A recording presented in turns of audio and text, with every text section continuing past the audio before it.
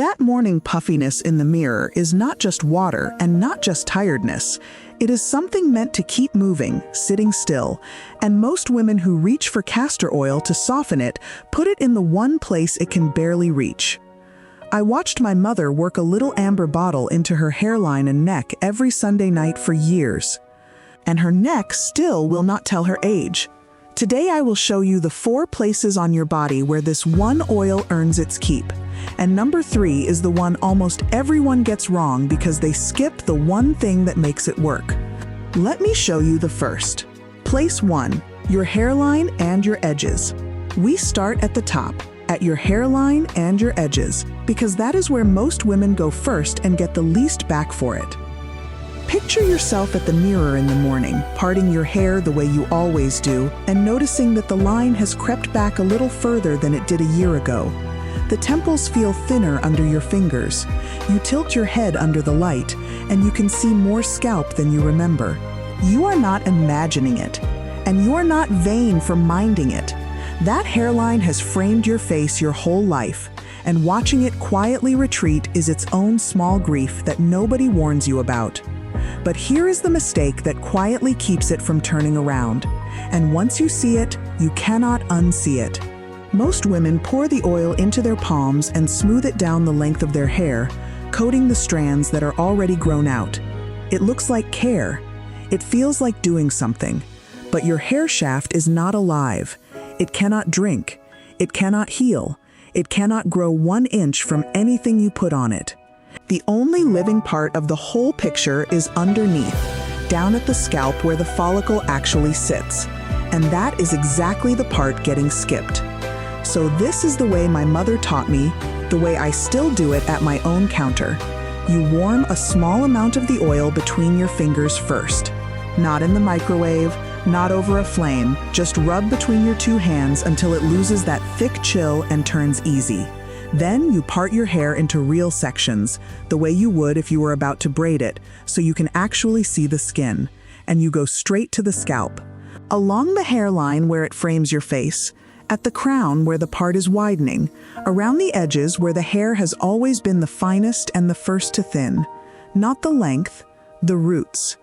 Then you press your fingertips flat, and you move the skin itself in small, slow circles. And you stay there for a few minutes on each section. You do not race through it. That massage is not a nice little extra you can skip on the nights you are tired. That massage is the mechanism, the whole reason this works when it works. Your follicles are fed by tiny blood vessels sitting just underneath the scalp. And a follicle with poor circulation is like a seed in dry ground, still alive but slowly going dormant. When you press the pads of your fingers in and actually move that skin over the bone, you pull fresh blood up to roots that have gone quiet and sleepy from years of being left alone. The oil holds the moisture against the scalp so the skin up there does not stay tight and dry, and the massage does the real work of waking those roots. One without the other is half a job. And half a job for 3 months is exactly why so many good women decided it does not work and quietly gave the bottle away. You are not one of them. Not after tonight. Now I know exactly what some of you are thinking, because I thought it too. You are thinking you have oiled your scalp faithfully for months and seen nothing, so surely this is just one more promise. And you might be right, but not for the reason you think. There is a harder truth here that almost nobody says out loud. Your hair is the very last place your body feeds. If your plate has been thin on the quiet things hair is actually built from, your body spends them first on your heart, your brain, your organs, the things that keep you alive. And only whatever is left over ever reaches your edges. So the oil on the outside can hold moisture and protect what you have, but it can never pour in what your body was never handed in the first place. That is not a reason to skip the oil. It is a reason to feed yourself as well as you feed your scalp. From the inside and the outside both. Do this at night. Cover your hair with a cap so it stays off your pillow. Leave it while you sleep and wash it out well in the morning so nothing sits and clogs. And give it the length of a whole season, not a single weekend, before you decide anything. Place 2. The hollow of your neck and along your jaw. This next place surprised me the most as a girl, because it is not on your head at all. Come down now to the hollow of your neck and along the line of your jaw. Run 2 fingers from just behind your ear, slowly down the side of your neck toward your collarbone. Feel how soft and giving that channel is compared to everywhere else on you. That is where a great deal of the morning puffiness we started this whole video with actually pools and settles overnight. There is a whole quiet drainage network running through your neck and under your jaw, the part of you that carries off everything your body is done with. And here is the strange part. Almost no one ever tells you about it. Unlike your blood, it has no pump behind it at all. Think about that for a second. Your blood has your heart pushing it along every single second, awake or asleep, whether you lift a finger or not. This system has nothing driving it. Nothing. It only moves when something on the outside moves it. And most of the time, especially on the days you sit more than you walk, that something has to be your own 2 hands. That is why the puffiness shows up worse on your slow mornings and your stressed weeks. The fluid simply had nowhere to go and no one moving it along. So a few nights a week, once the oil is warm and easy on your fingertips, you work it gently down that channel on both sides of your neck, always in slow strokes moving downward, toward the collarbone, in the direction the fluid is quietly trying to go anyway. Never pressing hard into it, never dragging or stretching the skin, because this is thin, tender skin and it does not forgive rough handling. Light, slow, patient. The way you would smooth a worry off a child's forehead. 10 strokes down one side, 10 down the other, and you are done. What you are really doing in those 2 minutes is giving that still, settled fluid a door to leave through and a clear direction to travel, instead of letting it sit under your jaw all night. And many women notice the very next morning that the face looks less swollen at the cheeks, that the jawline reads a little cleaner and more defined along the edge, the way it did when you were younger and never had to think about it. That is not the oil erasing a single thing. And I want you to hear me on that, because that is the honest part most videos skip. That is your own body finally getting the small nudge it had been waiting years for. My mother saved this one for the very end of the night, right as she turned down the bed, and she used to say the pillow does the rest while you sleep. I laughed at that as a girl. I do not laugh at it now, standing at my own mirror in the morning. Place 3. The soft spot under your right ribs. And this is the one most people get wrong. Now here is the one I promised you, the one almost everyone gets wrong. It is the place that does the most work of all 4 by a long way. And it is also the only one that will sit there and do absolutely nothing for you unless you add one thing most people leave out entirely. Skip it, and you are just resting an oily cloth against your skin, waiting on a result that will never once arrive. Add it, and the whole thing finally comes alive. That place is the soft spot on your right side, just below your ribs. Let me show you 2 women doing the exact same thing on the exact same night. Both of them soak a cloth in the oil and lay it flat on that right side under the ribs. The first one lies down, rests it there for half an hour, gets up, feels nothing at all, and decides the whole idea was a myth some stranger sold her. The second woman does one small thing differently. She lays something warm on top of that cloth before she settles in and leaves the warmth there the whole time. And her body answers. Same oil, same spot, same amount of minutes. The only thing that separated the 2 of them was heat. Here is exactly why that one small difference decides everything. This particular oil is thick, far heavier and slower and stickier than any of the oils you are used to reaching for. And left cold and on its own, it mostly just sits right up on the surface of the skin and stalls there.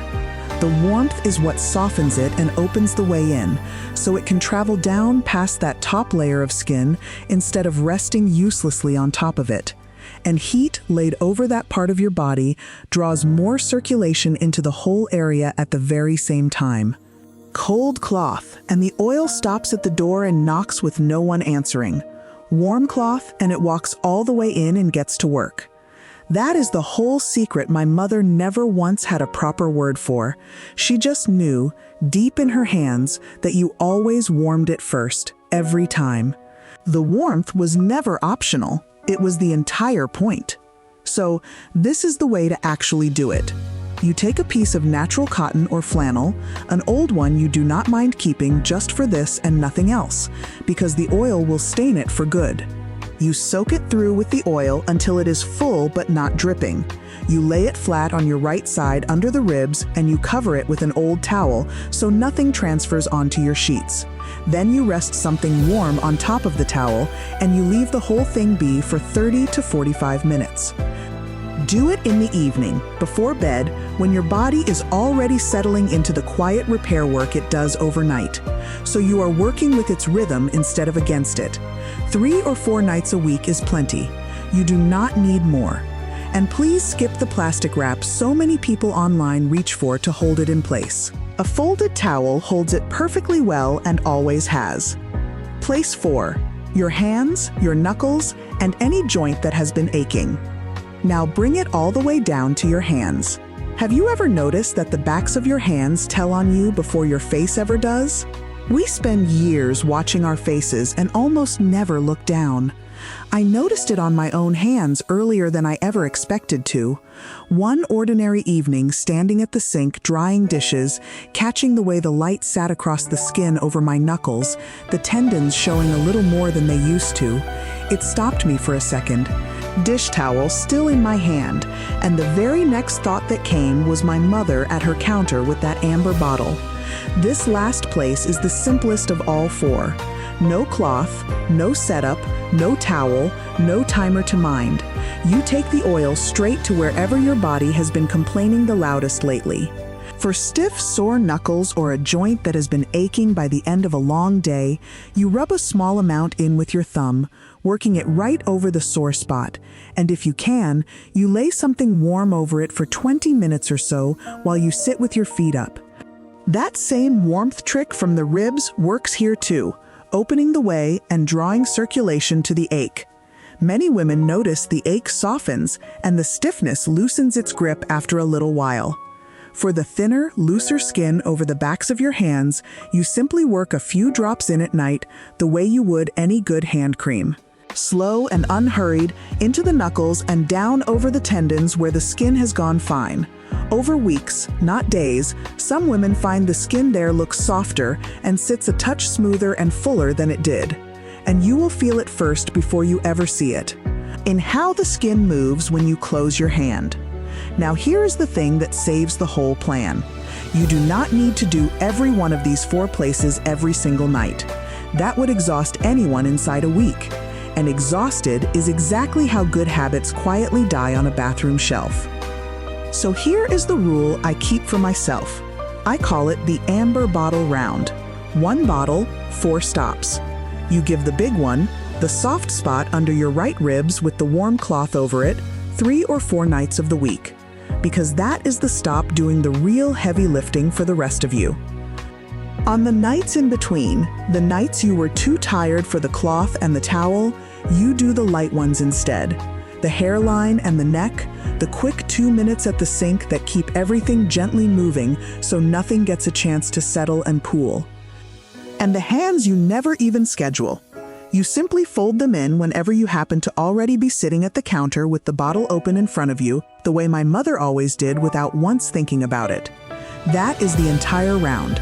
1 small bottle traveling the same short path down your body, top to bottom, hairline to hands, a few nights a week for as long as it stays easy, and only as long as it stays easy. The moment it becomes a burden is the moment it stops working, because you will stop doing it.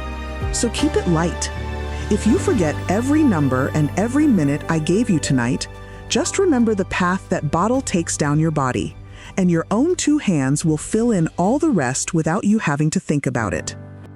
The night it truly landed for me, I was standing at my own counter, warming a few drops between my fingers over the back of my hand, and I heard my mother's voice come up out of years and years of Sunday nights, saying the same 3 words she always said: "Keep things moving." I looked up at myself in that mirror, and for once, I was not hunting for anything to fix. I was not counting what it changed or bracing for what would. I saw a woman who had finally been handed something her mother already knew by heart, and her mother before her, passed down hand to hand long before anyone thought to bottle it and sell it back to us. That is the feeling I want you to carry out of here tonight. Not a rescue and not a cure, a handoff from their hands into yours. So let me leave you with one question before you go. Which of these 4 did your own mother or your grandmother already know? Right there in her hands, long before anyone thought to write a single study to prove it. Tell me in the comments.